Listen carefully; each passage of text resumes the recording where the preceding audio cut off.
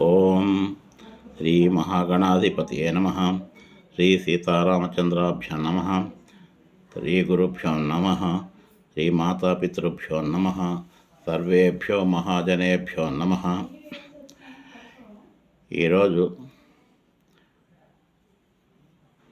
సంవత్సరాది సందర్భంగా, తెలుగు సంవత్సరాది సందర్భంగా పంచాంగ శ్రవణం అనేది జనరల్గా జరుగుతూ ఉంటుంది. నాకు తెలిసినంతవరకు పంచాంగకర్తలు రాసిన ఇన్ఫర్మేషన్నే మీతో పంచుకోదలుచుకున్నాను. చాలా చోట్ల పంచాంగ శ్రవణం జరుగుతూ ఉంటుంది. 12 రాసుల వాళ్ళకి ఆదాయ వ్యయాలు, కందాయ ఫలాలు, వాళ్ళు తీసుకోవాల్సిన జాగ్రత్తలు, సంక్రాంతి పురుష లక్షణం, దాని ఫలితాలు ఇందులో వెల్లడి చేయడం జరుగుతుంది. మీ రాసులు ఏంటో చూసుకొని,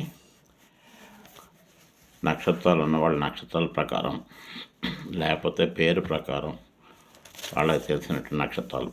ఎగ్జాంపుల్ ఏంటంటే, మేషరాశి అశ్విని నక్షత్రం, చూచే చోళ, అలా అంటే లక్ష్మి, ఈ పేరున్న వాళ్ళకి అశ్విని నక్షత్రం.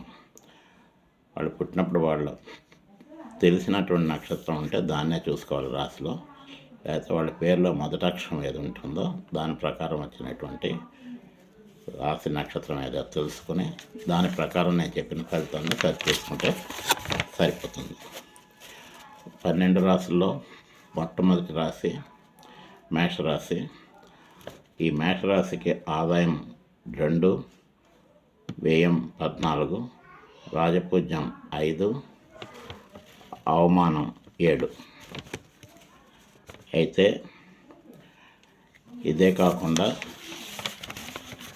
ఇందులో మేషరాశిలో ఉండే అశ్విని, భరణి, కృతికా పాదం వాళ్ళకి ఇవి వర్తిస్తాయి.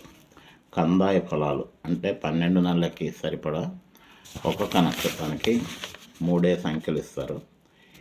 ఇందులో సరి సంఖ్య సమఫలితాలని, బేసి సంఖ్య శుభ ఫలితాలని, 0 ఉంటే శూన్య ఫలితాన్ని ఆ సమయంలో ఇస్తుందని లెక్క వేసుకుంటాం.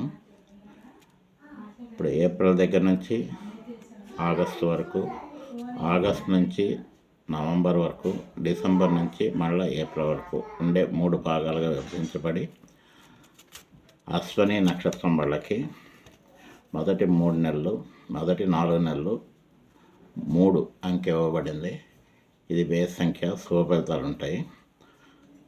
ఆగస్ట్ తర్వాత నుంచి నవంబర్ వరకు 0 చూపబడ్డది. ఇందులో ఏం